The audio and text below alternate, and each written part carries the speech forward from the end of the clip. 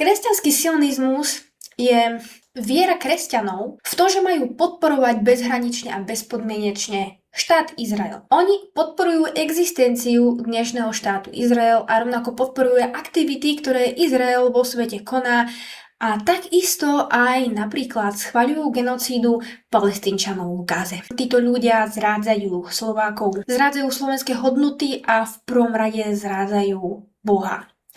Zrádzajú Ježiša a zrádzajú svoju vieru. Nám, kresťanom, nám katolíkom, ktorí veríme v Ježiša, Biblia nekáže bezpodmienečne podporovať nikoho. My máme naše desatoro a je tam niečo také, ako napríklad nezabiješ, alebo nepokradneš, či nezosmilníš. Ja by som povedala, že ak Mojžiš stanovil desatoro, tak dnešný Izrael stanovil desatoro do pekla. Pozrime sa na najnovšie kauzy 21.